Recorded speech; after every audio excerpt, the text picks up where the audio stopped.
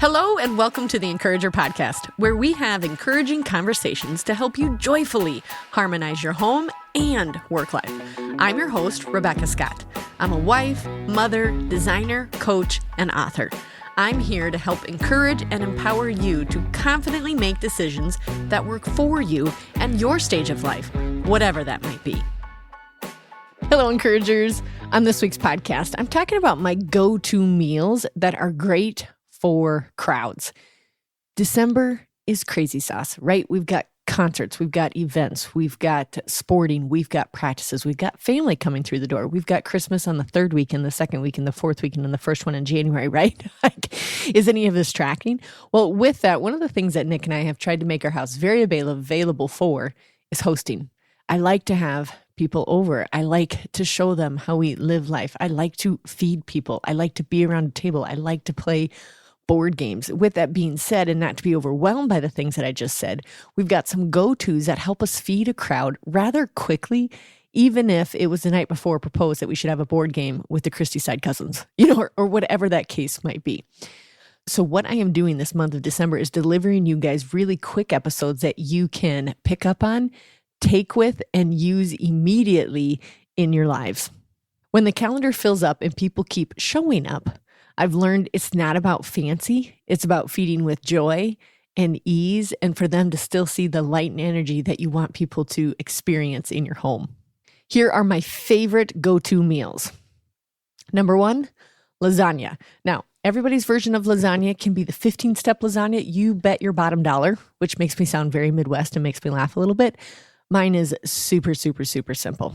So pick whichever lasagna recipe is the simple one when you're feeding a crowd. If you want to do the 15-step version for your own sweet family for a really dressed up meal, go for it.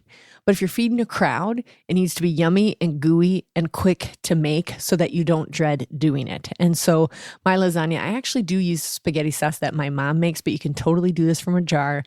It's a jar of spaghetti sauce, the noodles, cottage cheese. I put an egg in the cottage cheese and some Italian seasoning in the cottage cheese, mozzarella cheese, Parmesan cheese, and a pound of hamburger. And that's it. And the layers you can about imagine. We will share these recipes as well this week on Instagram. It's super easy. I make this. The reason I like making lasagna for a crowd is because A, I can make it in advance. B, it's pretty cost effective, especially for me because I'm using my mom's spaghetti sauce. And C, it's an easy thing to tell everybody else what to bring to go alongside with it. So, hey, if you can bring a salad, that would be great. And hey, so-and-so, if you can bring the bread, that would be great. And people usually like being able to offer something, and that meal does need a couple of sides that are your go-to. So I love serving lasagna. It depends on the size of the crowd, but I usually make about 4 pans, and I even use disposable containers, the 9x13, so that I can just throw it out afterwards.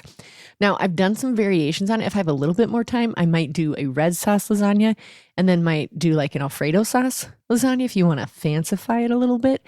And I've also done a gluten-free version where you just have to buy the gluten-free noodles. They take a little bit more maintenance, but it's worth it if you have someone in your group that has that allergy.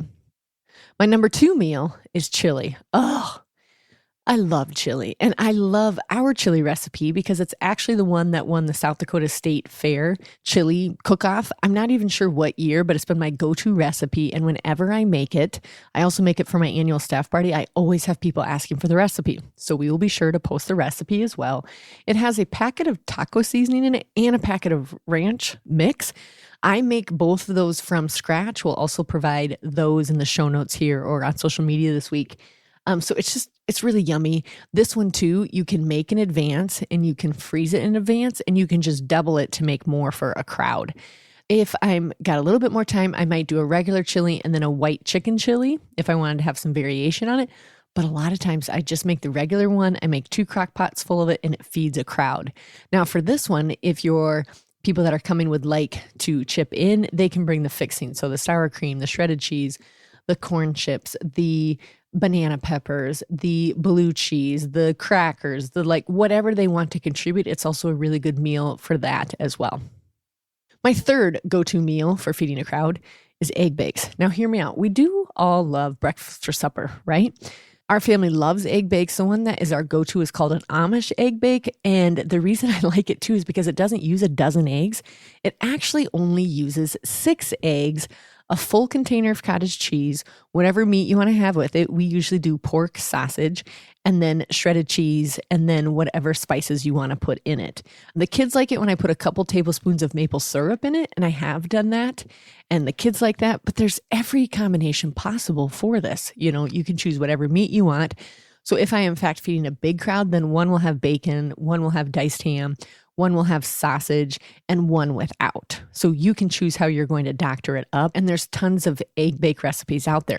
This one, if you've got a crowd coming in and they want to bring something to go along with, just tell them, well, it's breakfast for supper. So if you want to bring muffins, if you want to bring orange juice, if you want to bring caramel rolls, it's easy to bring fixings for it, and it's very budget friendly for you.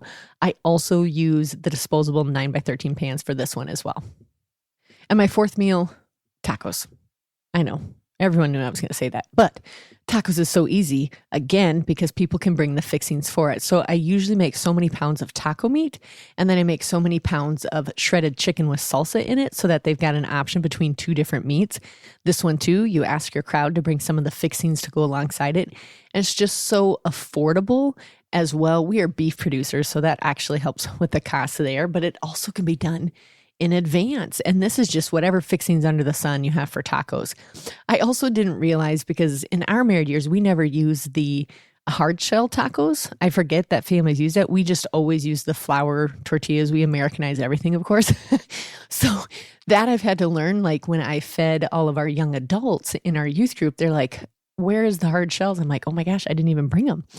So I've learned a little bit to have that. So that's also something for your crowd if you're like, hey, bring this. And it's also a very gluten-free friendly meal as well, so that people can have, I think they call it like the naked burrito, where they don't have any of the corn or flour, any of that. They just have the meat and the fixings. So it's really friendly for that. And I love doing fun containers that I've picked up over the years from either Goodwill or from the home store or all these different places for all the fixings. I do have a Qdoba version that I do as well, and we will be sure to provide that recipe, where it's a pound of hamburger, a cup of instant rice, black beans, corn, salsa, chili powder. I think that's about it. And then sometimes I do a hotter version where I put Rotel in it or green chilies in it. And that too, you can just clearly label, and then everybody can dig in. It's family friendly, it's kid friendly, and everybody loves tacos. Here's why I think it is important to host meals. Now, if you don't do this in your home, that's okay. Maybe someone else loves doing the home part and you love doing the cooking part. Find that friend and reverse it. But I really just love being in a place where people can feel comfortable, welcome, where they can recharge or maybe laugh about things and take things a little bit lighter. But I like being this landing spot where people can come. Scripture tells us in Acts 2:46, they broke bread in their homes and ate together with glad and sincere hearts. It's just something powerful about food around a table or around an island table or on your laps when the cousins are running around that brings connection that wouldn't happen any other way. And that's just super important for me to have for my family and for memories for myself. Like, I just love when we get to have a lot of people over, we get to feed their bellies, laugh a little bit, talk about how amazing this life is that God gave us. So I encourage you, stay tuned to our social media, especially our Instagram this week, for some of those recipes. They will also be included in your email if you signed up for our email newsletter. And then you can take them, doctor them, whatever you will. I will say this, you guys, I am not the best cook in the world, but I do know how to feed an army, and nobody has died yet. So there's that. But if you want to fancify them or simplify them even more power to you. Please do share if you're starting to host when you just need somebody to have the ideas of what to feed them. I would love to hear about it.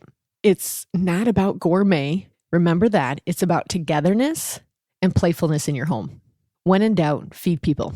And I want to end it with this, you guys. Lord, thank you for full homes, warm meals, and the joy of feeding people we love. Until next time, encouragers, we got this because He's got us. Thanks so much for tuning in. If the Encourager podcast has helped or encouraged you in any way, please subscribe to the show and leave a 5-star review. And then help us spread the message of encouragement and hope by sharing the podcast with others.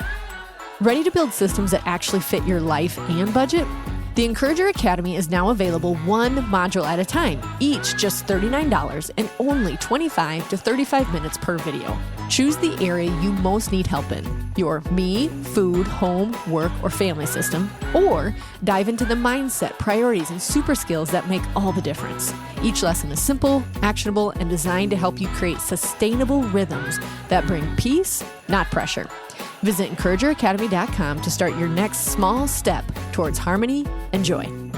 If you've ever wished someone could just sit with you, look at your real life, and help you make progress where it matters most, that's what my one-on-one coaching is all about.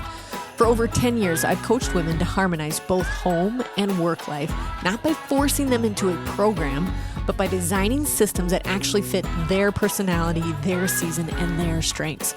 No cookie cutters, no overwhelm, just sustainable rhythms that help you finally see traction in the areas that matter most to you.